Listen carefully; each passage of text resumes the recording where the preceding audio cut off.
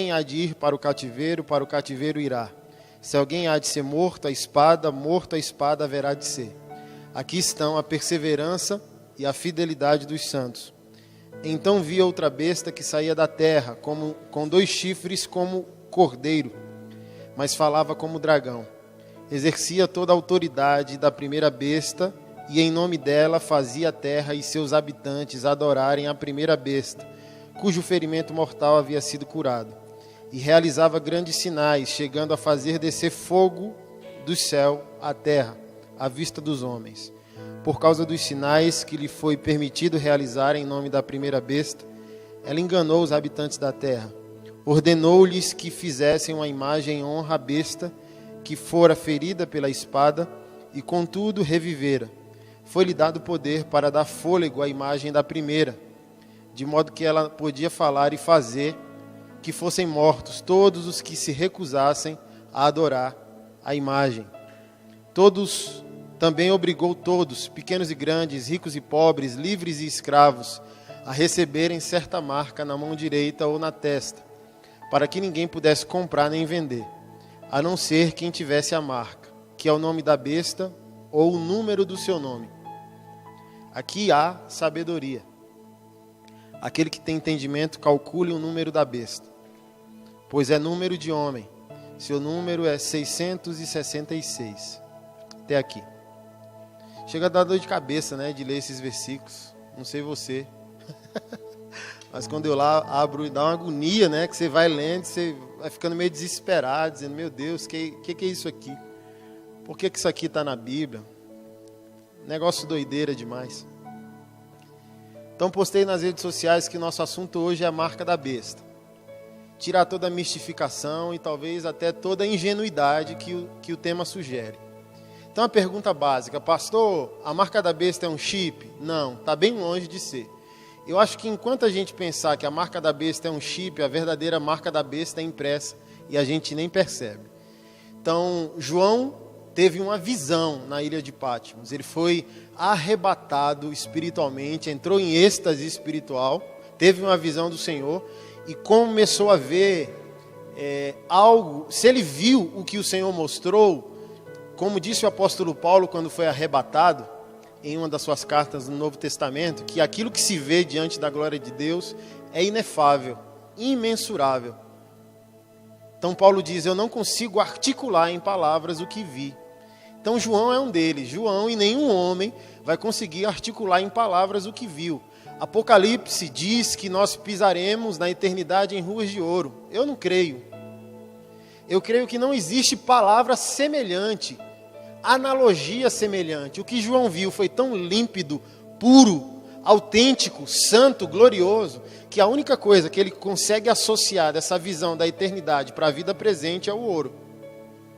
Mas Jesus não combateu a avareza, concorda comigo? A tolice de vida, o amor aos bens. Aí ele fala uma coisa e faz outra. Aquilo que ele mandou a gente não amar, ele vai fazer com que a gente pise em cima e vai fazer ruas de ouro. Eu vi um pastor certa vez, um irmão constrangido, porque foi para um hotel muito luxuoso com o pastor, e o tapete era grossão assim, né? E o irmão, pastor, estou constrangido, que tapete deve ser muito caro. E o pastor falou, acostuma, irmão, você vai pisar em rua de ouro. Então, eu não sei porque a gente interpreta assim.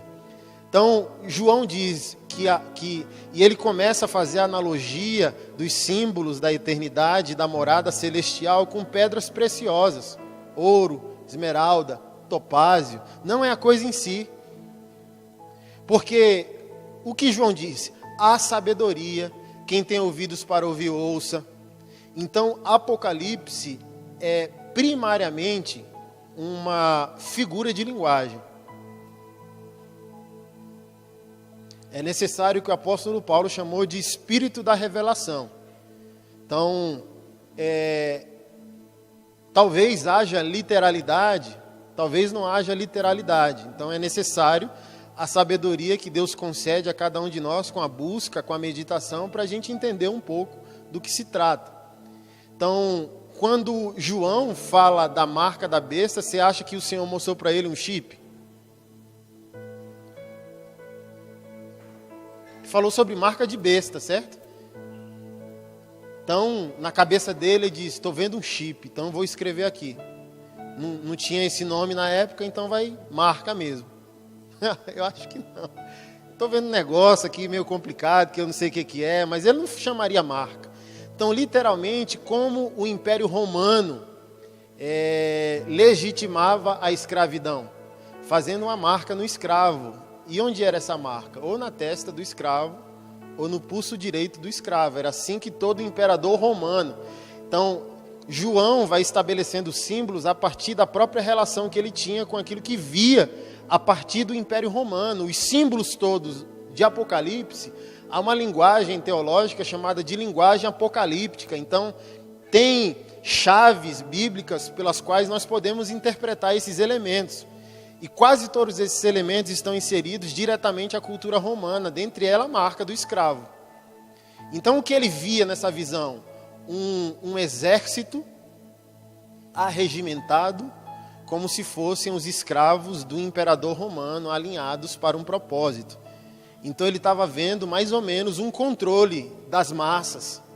Então, assim como o imperador romano cria o seu povo a partir da escravidão, eu estou vendo, Deus está me dando uma visão, uma percepção espiritual futura de que a humanidade vai se tornar um exército robotizado, respondendo a um comando, como se fossem escravos do imperador. E ele sabia muito bem a dor que o imperador causava, né? Ele era refém, ele estava exilado por causa de um imperador chamado Domiciano, que foi o imperador que mandou matá-lo numa caldeira de azeite fervendo, e ele não morreu. Então, esse mesmo imperador mandou exilá-lo na ilha de Patmos, o lugar onde ele teve essa visão, essa visitação do Senhor, e ele teve essa percepção. Então, eu acredito que essa questão de chip, ela existe e ela vai fazer parte do globalismo, da quebra das fronteiras da nação, multiculturalismo que nós chamamos. Vai chegar a um certo momento histórico nas quais todas as fronteiras das nações vão cair por terra. Aí vai fazer sentido a questão do chip, mas ele não simboliza diretamente o que o apóstolo João chamou de marca da besta. É uma outra coisa, está ligada mais com comportamento e consciência. O que você faz? O que é mão direita na Bíblia? Significa força. Força para fazer algo. Força para realizar. Então, quando se pensa em marca da besta, se pensa naquilo que você executa. Que estilo de vida você tem? Qual é o seu comportamento? E na testa significa o que você pensa. Talvez o seu pensamento ele foi condicionado, ideologizado, alguém te fez pensar como você pensa. Você foi massificado, você foi massa de manobra na mão de alguém. Alguém criou o exército, querendo que esse exército tivesse um certo comportamento, e para que esse exército tivesse um certo comportamento, é necessário um controle. Um controle do quê? Do pensamento. Controle da mente, um controle do que você pensa, consequentemente do que você fala, consequentemente daquilo que você vive.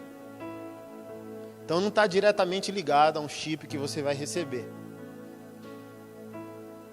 Acho que é das últimas coisas que simbolizam esse controle mundial, que vai acontecer. Eu acredito que vai haver uma unificação mundial. Como eu entendo? E porque eu tenho grandes dificuldades com as filosofias de esquerda? Porque eu acho que o tempo do fim ele está bem perto, porque o mundo tem clamado pelas liberdades individuais. Todas as nações. A Europa já clamou, hoje ela é extremamente morta e secularizada. O multiculturalismo da Europa matou a fé. Ela é considerada em muitos países pós-cristã, porque ela rompeu todas as barreiras, ela rompeu com seu patrimônio público, patrimônio nacional. Ela desceu as barreiras e ela se multiculturalizou. E hoje ela paga um preço altíssimo. Então, nações que consideraram que família é qualquer coisa, que sexualidade é qualquer coisa, que deram ao Estado o direito de definir indivíduo, família e vida, hoje pagam um preço altíssimo. Então o mundo está clamando por quê? Liberdade. Concorda comigo? Eu sou livre, eu faço o que eu quiser de mim mesmo, eu faço o que eu quiser do meu corpo, eu faço o que eu quiser do meu sexo.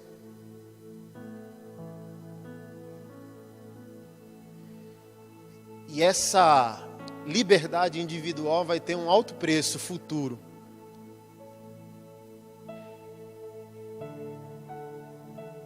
Que alto preço futuro vai ser esse, pastor?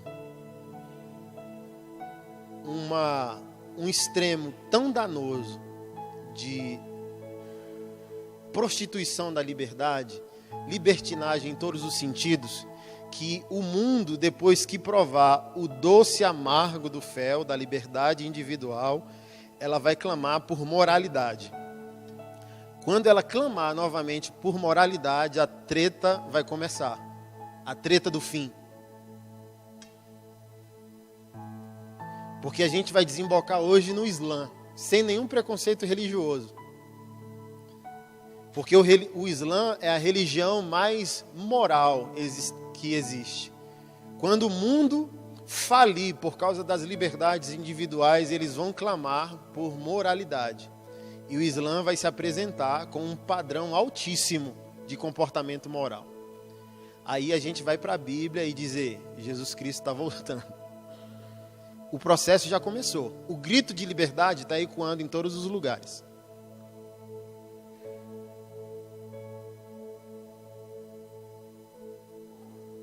Em todos os lugares. As pessoas não têm freio mais. Por exemplo, indo para a mentalidade filosófica de esquerda, não política. Porque política é o oprimido e o pobre. E ninguém aqui vai dizer que isso é uma coisa ruim, certo? Mas quando você pensa a mente acadêmica de esquerda, que você pensa filosofia, é um reduto no qual não existe ética, freio ético. É um ambiente amoral. Amoral é diferente de imoral. O que é ser amoral? É não ter nenhum freio ético julgando o seu comportamento. É tudo progresso. É tudo experimento. É tudo quebra das barreiras, das fronteiras. Tudo é visto como moralidade. Qualquer sugestão para que um freio comportamental seja estabelecido, o pensador libertário, ele não aceita. Então, desde a década de 20, quando você vai estudar os pensadores de esquerda, é praxis nos bastidores e na individualidade, o relacionamento aberto. Então, um grande movimento que envolveu filósofos, envolveu grandes pais da pedagogia recente, Michel Foucault, Jean-Paul Sartre, Simone de Beauvoir. Essas pessoas lutaram na sua época para que fosse quebrada no âmbito jurídico a questão da pedofilia. Lutaram para que pedófilos fossem libertos e que fosse permitido o relacionamento com o menor de idade, se ele consentisse. Então, quase todos eles abraçaram relacionamento aberto. Simone de Beauvoir, que é uma grande pensadora do feminismo de segunda onda, Jean-Paul Sartre, que era um filósofo existencialista, eles tinham relacionamento aberto. Eles podiam se relacionar sexualmente com quem quisesse, desde que não houvesse amor e eles voltassem um para o outro. Frida Kahlo, que é uma esquerdista, uma artista também sul-americana, com Diego Rivera, que foi o parceiro dela, tinha relacionamento aberto, ele podia se relacionar sexualmente com quantas mulheres ele quisesse, desde que não as amassem. Diego Rivera também podia, Frida podia ficar com mulheres, ela não podia ficar com homens, e tinham que voltar para a relação um com o outro. Então, o que é isso? Amoralidade. Inevitavelmente, a amoralidade desemboca em imoralidade. Então, a filosofia, progressivamente, ela vai desembocando nesse freio. Então, por exemplo, parece brincadeira nas nossas redes sociais. Então, esses dias eu vi gente cristã, gente boa, dizendo, meu Deus, quando é que esse Facebook vai liberar status de relacionamento poliafetivo? Quero botar aqui todos os meus peguetes. É uma brincadeira no qual todo mundo vai curtir e vai rir. Talvez não. Porque, por exemplo, eu que tenho 35 anos, talvez você de 25 para cima diga, não, brother, não é só uma questão de amor. Mas para os caras de 25 para baixo, sabe o que eles vão dizer? Bem provavelmente para nós, porque já houve esse tipo de massificação intelectual, já houve essa demarcação de território, que vai definir o comportamento a partir do condicionamento do pensamento. Está comigo? Então, bem provavelmente, de 25 para baixo, o cara vai dizer, se 5 pessoas querem se amar, quem é você para dizer que não é possível? E eu pergunto para você racionalmente, como pode 5 pessoas se amarem dentro de um relacionamento?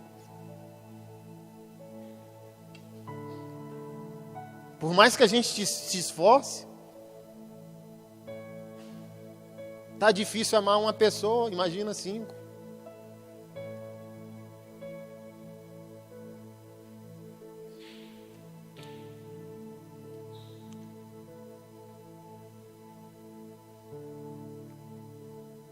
Então, progressivamente, essa questão do comportamento, do condicionamento, ela vai sendo estabelecida.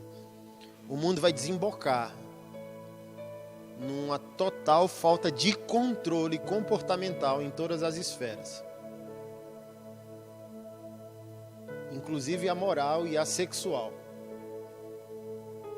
Será normal tudo, absolutamente. Hoje a psicologia cataloga mais de 96 gêneros sexuais. Eu não tenho nenhum problema com identidade de gênero. Eu respeito muito o homossexual, o transexual. Eu respeito todo mundo, respeito a família homoafetiva. Mas qual é a problemática para mim? A ideologia de gênero é uma outra coisa. Identidade de gênero para mim é uma coisa. Ou você acha que eu vou dizer somente, sem resolver o problema de quem sofre? É pecado. O homem se olha no espelho e se sente uma mulher. Aí eu chego para ele e digo, você está em pecado. Não resolvi nada, entende? Então eu preciso ser honesto e justo com a condição de quem está nesse dilema existencial. Então, para mim, a identidade de gênero real, não ideológica, é um ambiente que você precisa de muito dedo para respeitar o indivíduo. Outra coisa é ideologia, onde já entra uma normatização comportamental. Então, por exemplo, no meio acadêmico isso é normal. O que é ideologia de gênero? O que é identidade de gênero? O cara que está sofrendo o dilema de se ver num corpo que ele acha que não é o dele. O que é ideologia de gênero? O cara ir para uma universidade federal, para um curso de humanas, um carinha de família normal, nerdzinho, e com 1 ano ele bota uma saia e sutiã dizendo, eu sou mulher. Por quê? Você é mulher? Não, porque preciso romper com todas as cadeias que foram estabelecidas e tal, não sei o quê. Então ele se faz mulher, ele não se sente mulher. Isso é ideologia. Que eu acho que tem que receber um outro nome.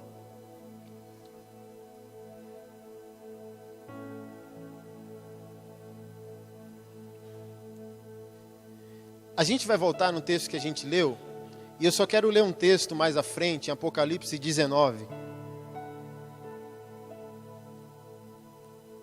Verso 9. Apocalipse 19, verso 9.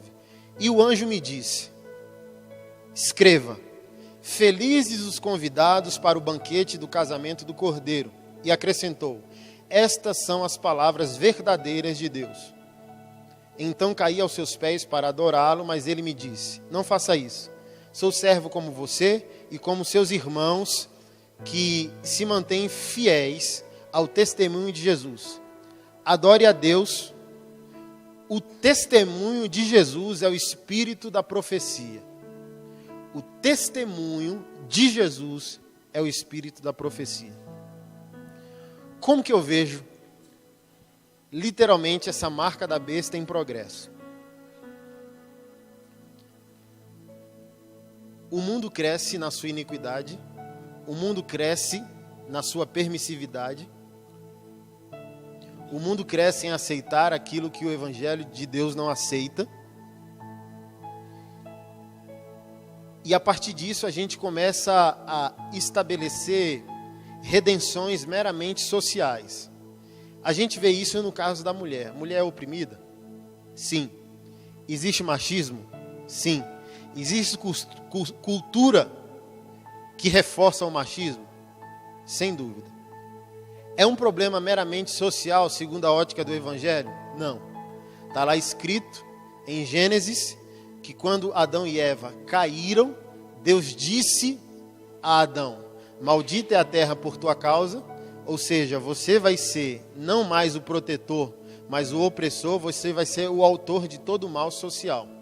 E ele se volta para a mulher e diz: o teu desejo será para o teu marido e ele te dominará. Então, a partir da queda, o homem desenvolveu um instinto predatório quanto à mulher. Reconhece a beleza, reconhece o corpo, reconhece o sexo, mas não quer amá-la. E ele tem esse senso predatório dentro dele, que somente a redenção em Cristo é capaz de devolver. Então, quando a gente olha pela ótica social meramente, a gente diz: tem um problema. A gente precisa criar uma lei que aliene o homem da mulher, o homem de violar a mulher. É válido, lícito, e lutaremos por isso, certo? Mas o que o Evangelho sugere não é que a mulher estará protegida ao ser alienada do homem. Eu posso, com a lei, afastar o homem da mulher e assim protegê-la. Mas o que o Evangelho quer? O Evangelho quer a redenção da mulher e quer a redenção do homem, porque ambos caíram. Ambos possuem potencialidade à maldade. O homem tem mais porque Deus deu a ele um conceito moral e físico muito mais relevante para proteger todos os seres que foram criados, e a mulher, Deus deu um outro tipo de força, que é a sabedoria logística, para administrar o homem e todos os seres criados. Então o homem viola porque ele tem força impositiva. A mulher não viola com tanta frequência porque ela não tem força impositiva. É simples assim. Então, quando a gente propõe socialmente um messianismo social, uma salvação social, dizendo: o problema da mulher é o homem, a gente já cria um grande problema com o Evangelho, porque o Evangelho está dizendo: o espírito da profecia é o testemunho de Jesus. E qual é o testemunho de Jesus? Todos pecaram, destituídos estão da glória de Deus, caíram. Deus amou o mundo de tal maneira e deu o seu Filho para que por meio dele o mundo seja salvo. Ele não veio julgar o mundo, mas veio salvar o mundo por ser intermédio. Então, o problema de todo mundo, seja que problema for, é um problema de cunho redentivo. Então, a pobreza não se resolve resolvendo a pobreza. A pobreza se resolve mudando mentalidades. Jesus Cristo vem propor, como eu falei ontem aqui no culto de casais, nova cidade. Se ele vem propor nova cidade, ele vem propor nova cidadania. Por isso que ele diz: é necessário você nascer de novo. Então, não é melhorar o seu comportamento. Você não tem solução. Não sei se você já chegou a esse nível de luto. Você não tem melhora. Você não evolui. Você não tem jeito. Por isso que o Evangelho disse: é necessário nascer de novo. O Evangelho não disse: melhore.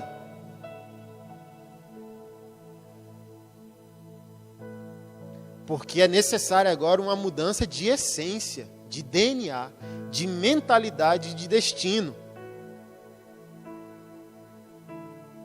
Então, o que está acontecendo em nossos dias? Um nível de injustiça muito grande, porque não há redenção, e não há redenção nem por meio da igreja, porque a igreja tem pregado o evangelho dela e não o evangelho do reino. E isso, por exemplo, pastor, então se o evangelho é a solução, por que a igreja está cheia de machista? Eu respondi ontem: porque não pregam o evangelho do reino. Porque o evangelho do reino não diz que a mulher deve submissão ao homem. O evangelho do reino de Deus diz que a mulher deve submissão ao homem que deseja amá-la como Cristo amou a igreja.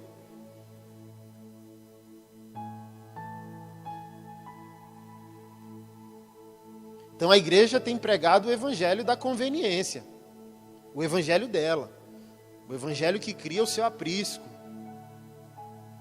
Mas o evangelho do reino de Deus é uma outra coisa, gera nova cidadania, mudou a mentalidade. A pregação do reino de Deus é colonizadora, querido. Eu nasço de novo, vou para o meu lar e a partir do meu lar eu sou colonizador, embaixador do reino de Deus, representante de uma outra pátria, gerando colônia em outra pátria. Então não é para evoluir, não é para melhorar, é para nascer de novo e fazer cultura, estabelecer cultura, mudar paradigmas, mudar a mentalidade.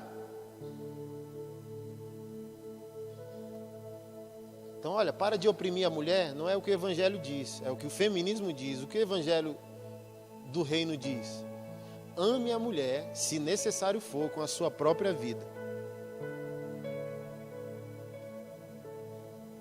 Aí ele chega suavemente para a mulher e pergunta: não tem como amar um homem desse, que está disposto a morrer por você? Aí a mulher diz: é para ontem que eu me submeto a um cara desse. Porque ele é amado ao custo da própria vida, é uma masculinidade heróica. Assim como Jesus é para nós um homem heróico, como igreja ele diz: olha, você é minha noiva e eu te amo com a minha vida. Eu não estou pedindo a você sujeição alienada ao meu comportamento. Eu estou pedindo para você me adorar e me obedecer, porque eu estou disposto a morrer por você. Então hoje, por causa do nível de injustiça, existem messianismos sociais, meios de redenção social, sugerindo que o homem é apenas fruto do meio. Por exemplo, é conceito filosófico esquerdista da década de 20, a partir da escola de Frankfurt, a descriminalização do crime. Eu com a Keila, surtada esses dias, dizendo: meu Deus, Karl Marx, que foi um dos grandes teóricos do conceito comunista e socialista, ele pensava o seguinte: nós iremos mudar o paradigma socioeconômico de uma nação, certo? A mentalidade econômica de uma nação, transmutá-la de capitalista para socialista. Nós vamos tirar os poucos proprietários e estabelecer uma ditadura do proletariado. Os empregados vão dominar. Quando os empregados dominarem, haverá uma justa distribuição de renda e uma igualdade. Então você muda a superestrutura. Qual é a superestrutura? A econômica. Quando você mudar a superestrutura, você muda as mini-estruturas de uma nação. Filosofia, política, comportamento, arte, moda, música e por aí vai. Karl Marx faliu. As nações não abraçaram a proposta, mas os intelectuais creem, porque há fundo de poesia no comunismo. Eu não o considero satânico. Há fundos até de evangelho nessa questão da injustiça social. Mas o pilar de Karl Marx, que são aqueles que estabelecem a maldade no mundo, que reforçam uma cultura capitalista, é a propriedade privada dos meios de consumo, a família e a religião. Então, para que a gente mude uma sociedade, é necessário abolir a família, abolir a propriedade privada dos meios de consumo e abolir a religião. Então, esses são os três inimigos básicos. Não deu certo o comunismo sociopolítico. Entramos no século XX. O que os intelectuais, principalmente de uma escola chamada Escola de Frankfurt, propuseram? Karl Marx estava certo, mas ele estava olhando para o lugar errado. É possível mudar a estrutura econômica de uma nação, não indo para a estrutura econômica, mas indo para as mini-estruturas. Aí que o marxismo ganha outra roupa e é chamado no século XX, uma das suas vertentes, de marxismo cultural. E o que isso propõe? Antes de mudar o fundamento socioeconômico de uma nação, a gente vai mudar a arte, a gente vai mudar a cultura. A gente vai mudar a sexualidade, a gente vai mudar o pensamento, a gente vai mudar a educação, a gente vai mudar todas as coisas. Quando tudo falir, tudo romper, a estrutura socioeconômica estará nas nossas mãos e a gente estabelece o nosso plano. Então os caras produziram conteúdo elevadíssimos para todas as esferas. Então se você acha que os nossos estudantes estão surtados, eles não estão surtados de graça.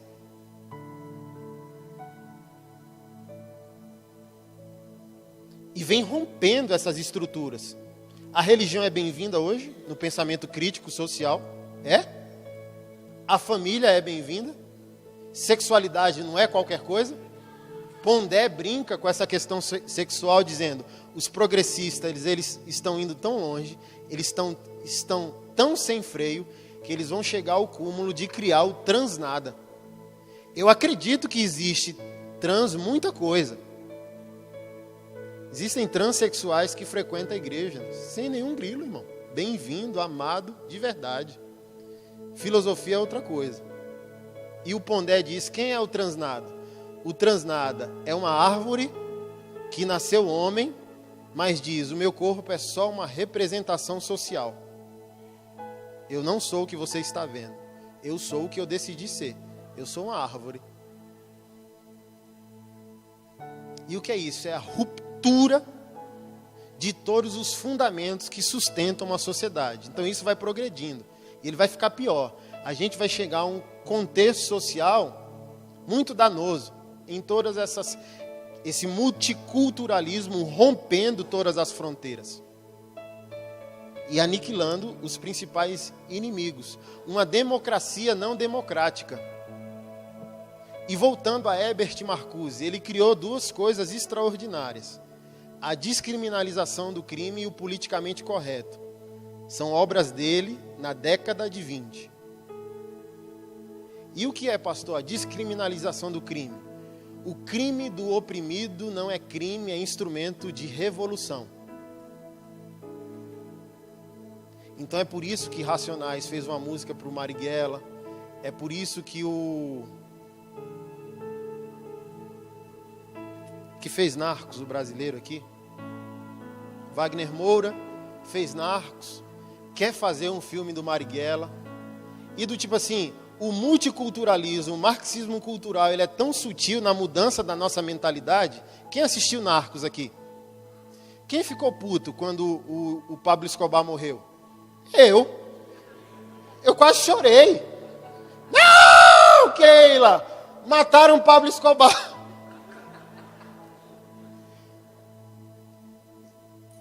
Sutilmente é sugerido a você que o vilão não é vilão.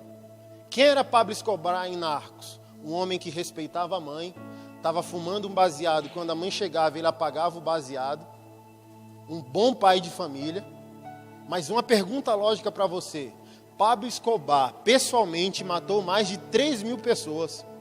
Pablo Escobar tinha uma família, mas ele destruiu milhares de famílias. Pablo Escobar era um narcotraficante que destruiu milhares de vidas, e talvez vidas ainda se destroem a partir do legado que aquele homem estabeleceu. E o que o marxismo faz ao dizer que o opressor não está cometendo um crime? Você dá uma outra roupa para ele, para o oprimido, dizendo ele é um herói. Aconteceu com a gente, com Dom Corleone no Poderoso Chefão. Eu amo. E eu falei, que droga, olha só, nos engoliram sem a gente perceber que nos engoliram. Então, Dom Corleone, dentro da poesia do negócio, né, foi o cara que matou o próprio irmão.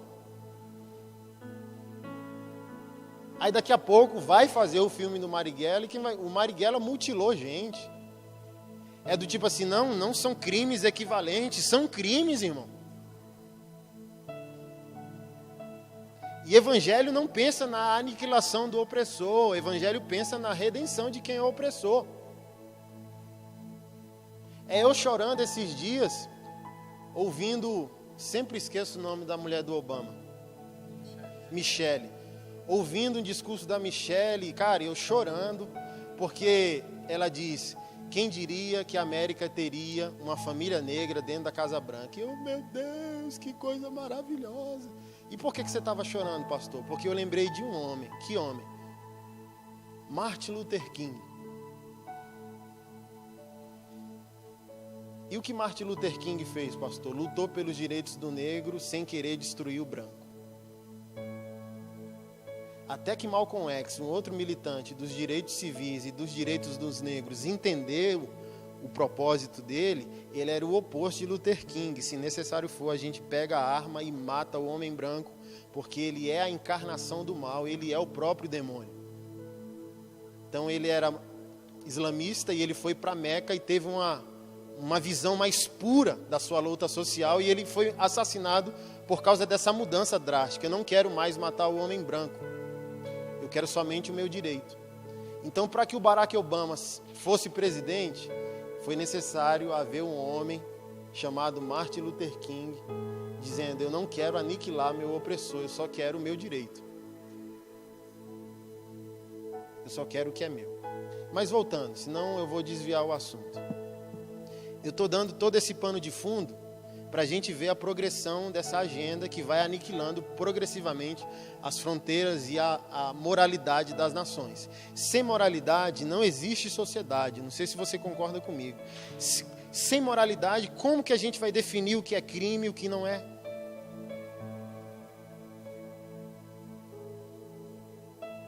Qual o perigo de reduzir a maioridade penal sem deixar claro e pontuar algumas coisas?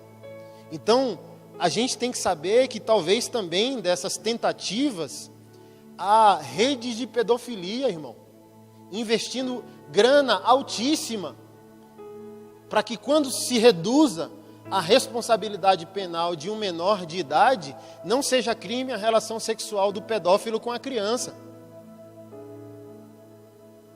E você acha que não vai acontecer? Eu digo para você, bem provavelmente vai acontecer. Porque o mundo está gritando por esse tipo de liberdade. O homem não quer ter freio. O homem não quer ter limite.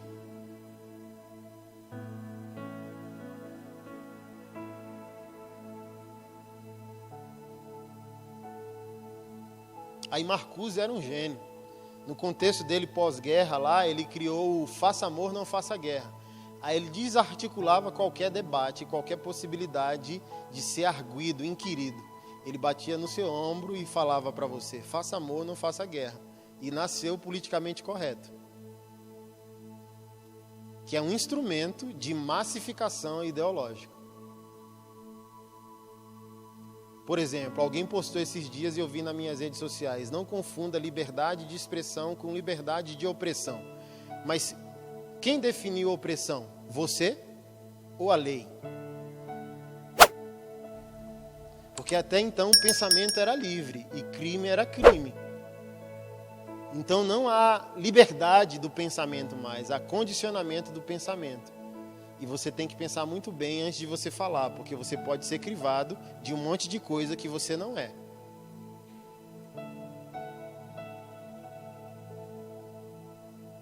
Então o condicionamento intelectual vai se afunilando, vai se afunilando, vai se afunilando.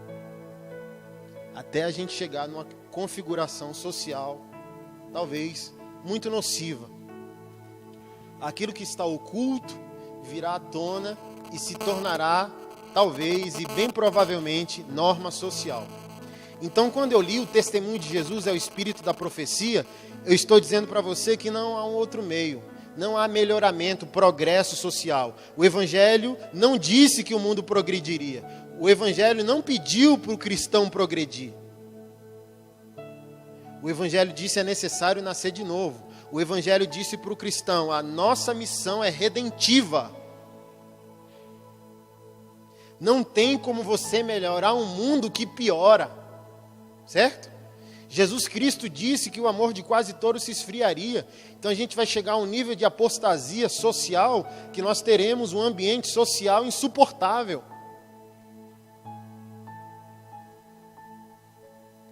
Então não tem como você melhorar um mundo que piora. Só cabe redenção.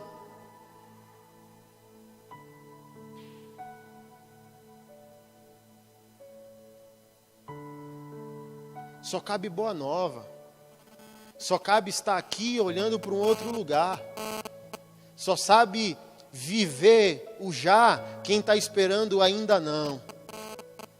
Como canto palavra antiga, né? O meu lar é agora, mas ainda não. É agora, mas tenho que esperar. No amor, meu bem espera. Então o cara está aqui, mas não está aqui. É daqui, mas não é daqui. Não é daqui, mas trabalhando num conceito redentivo. E não de remendo. Jesus Cristo disse que a gente não pode pôr remendo novo em roupa velha.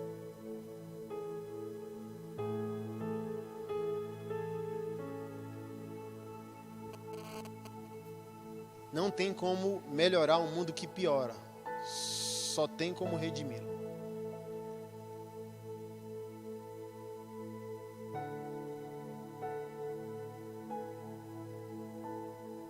Um cara que comete pedofilia, ele precisa melhorar, progredir ou redimir?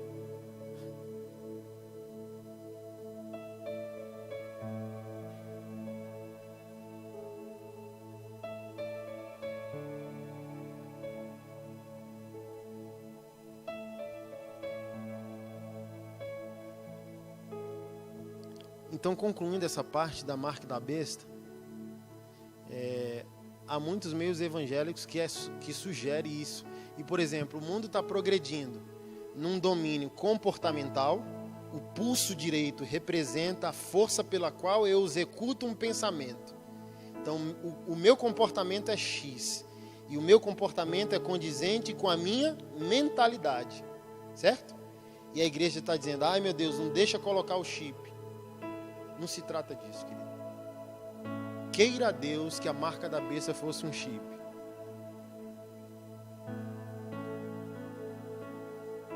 Porque olha, o chip tem CPF, conta bancária, tem o histórico hospitalar. Oxi, que maravilha. Não vou ter que ter carteira. Oh, que ingenuidade. Aprove Deus que fosse, irmão, um chip. Enquanto a igreja perde tempo discutindo o que é um chip, o plano da verdadeira marca já está sendo executado há muito tempo. Que é o domínio sobre aquilo que você pensa e o domínio sobre aquilo que você vive. O que você pensa e o que você faz, consequentemente, a partir do que você pensa. O homem é o que ele pensa. Se dominarem a sua mente, dominarão o seu estilo de vida. Essa é a marca. Vão pensar como querem que você pense. Vão viver como querem que você viva. E você nem vai perceber isso. Essa é a marca. Invisível, indolor, silenciosa. Uma agenda. Um calendário bem estabelecido, sendo inserido socialmente ano após ano.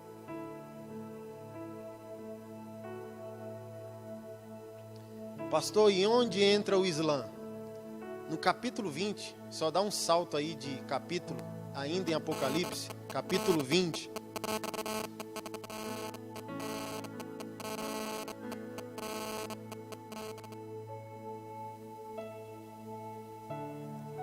Deixa eu voltar primeiro no 13, que eu não pontuei o que eu deveria pontuar no 13.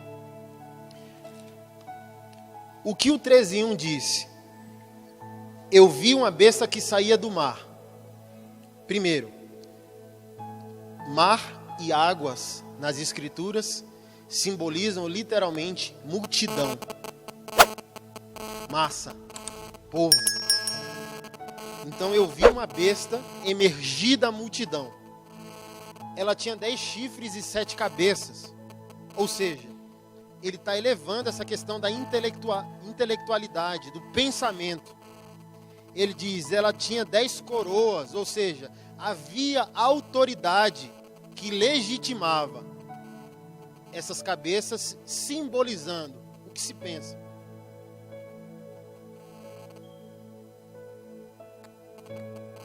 Havia 10 coroas, uma sobre cada chifre, e chifre significa poder. e em cada cabeça o nome de blasfêmia. Ou seja, o que eu estou dizendo para você, quanto mais o mundo progride quebrando as suas fronteiras, aquilo que chamaremos um dia de blasfêmia, hoje nós chamamos somente de progresso. Mas um dia nós chamaremos de blasfêmia, quando a colheita vier. Então João está dizendo que vai haver socialmente uma legitimização do pensamento. Uma autoridade que autoriza a forma com a qual nós pensamos as coisas. E ele diz que essa é a primeira besta. E ela profere blasfêmias. Então o plano dela é explícito. Ela não finge ser o que não é.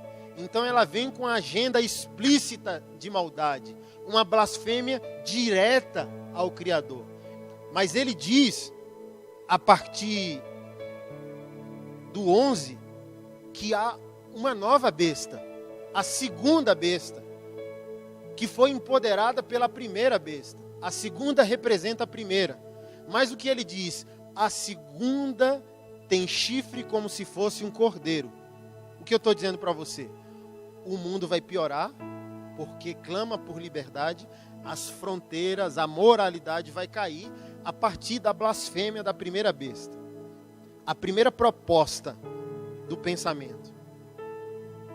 Por exemplo, eu fico às vezes ensandecido quando a gente quer discutir cultura do estupro, dizendo que o homem é o violador em potencial e a gente não quer discutir moralidade. As pessoas que bradam, por exemplo, olha, existe uma cultura de estupro, é a mesma pessoa que curte funk e desce até o chão na festa. Ela discute à tarde sobre cultura do estupro e à noite ela está descendo até o chão, reforçando uma cultura que torna a mulher objeto, que bota uma criança para cantar e ouvir imoralidade pesadíssima, porque uma coisa era o funk dos anos 90, então hoje, funk que traga dignidade ao ser humano é outra coisa. Com isso eu não estou demonizando o ritmo, eu estou dizendo que a gente não está discutindo o que a gente deveria discutir. Há um movimento no eixo Rio-São Paulo chamado Os Filhos do Funk. É um movimento catalogado de quase 5.000 mães que engravidaram no baile funk. E sabe qual a idade dessas mães? Sabe, meu irmão? Sabe? De 10 a 13 anos de idade. Então a gente quer dizer, olha, existe uma cultura do estupro. Até existe, mas vamos discutir moralidade aqui, amigo? Entende? Então é como uma sacola furada. A gente está lutando de um lado para impedir um negócio e a gente está autorizando esse negócio através do outro lado.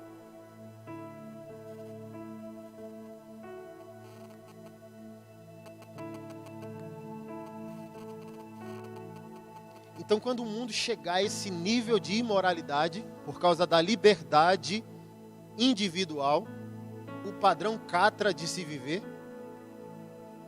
aquilo é o que? Amoral. Se você for discutir, é amoral.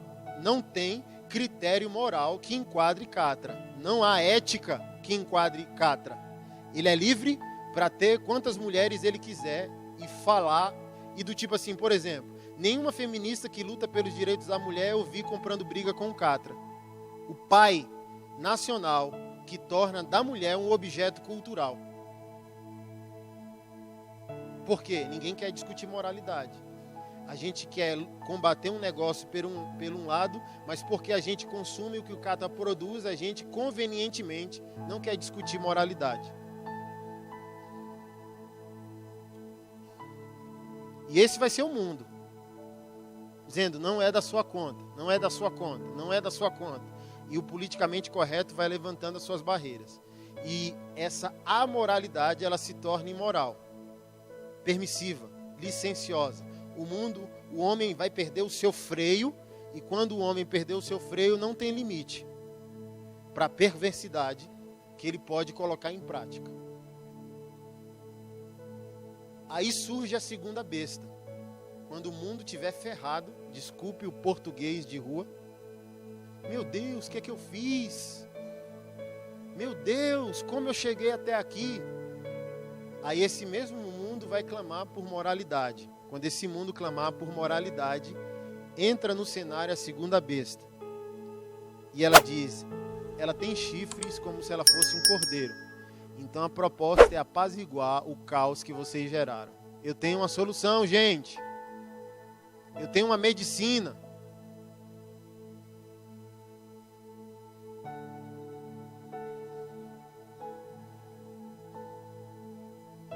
Mas ele diz, não se engane, ela fala como o dragão, ela só tem aparência de cordeiro, de unificação, pacificação.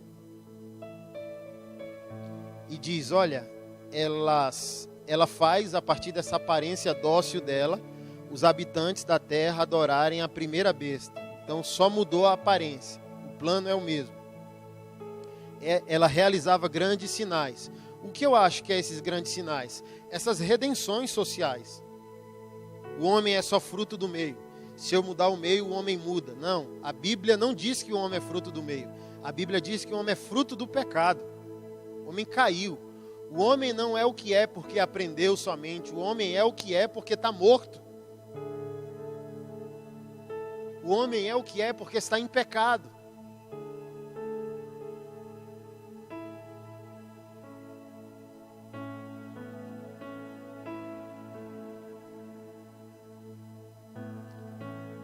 E olha que bacana. Bacana não, né? 16. Também obrigou todos quem? Olha o plano de unificação dessa ovelha que não é ovelha. Unificou. Pequenos e grandes. Ricos e pobres. Livres e escravos. Por quê? Receberam na sua mão direita e na sua testa a sua marca. Aqui está a sabedoria. Aquele que tem entendimento, calcule o número da besta, porque é número de homem. Qual é o número do homem na Bíblia? 6. E ele diz o número da besta é 666. Ou seja, o que é a marca da besta, pastor Anderson? Uma marca demoníaca? A marca da banda de heavy metal? Não. O homem potencializando a sua natureza. É o número do homem multiplicado, a sua potencialidade. Então, quem é o homem sem Deus? O homem sem Deus é esse aqui. Você vai multiplicar, potencializar a iniquidade desse homem. Aí você terá a marca da besta. Um homem desfigurado. Um homem bestializado. Uma máquina de produzir maldade. Então a marca da besta não tem nada a ver com o diabo em si, tem a ver com o homem sem Deus. O homem dizendo que Deus não é o Criador e nem o Redentor. O homem bestializado vivendo pelos seus impulsos, taras e instintos. Se eu quero pegar, eu pego. Se eu quero devorar, eu devoro. O meu Deus é a minha fome.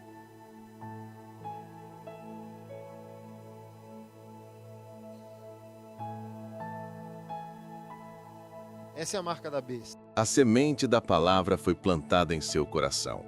Agora, o seu trabalho é guardá-la. Medite nela durante o seu dia, durante a sua semana. Não deixe que as preocupações e as distrações a sufoquem. E se você foi edificado, seja também um semeador. Compartilhe este vídeo e ajude a plantar essa semente na vida de outros. E para não perder as próximas mensagens que Deus tem para você, inscreva-se no canal. Esta mensagem nos foi trazida pelo pastor Anderson Silva, a quem honramos e damos todo o crédito. Que a palavra cresça e produza muito fruto em sua vida. Até a próxima. A semente da palavra foi plantada no solo fértil do seu coração. Sua parte agora é guardá-la. Medite nela, proteja-a das distrações e veja-a crescer durante a sua semana.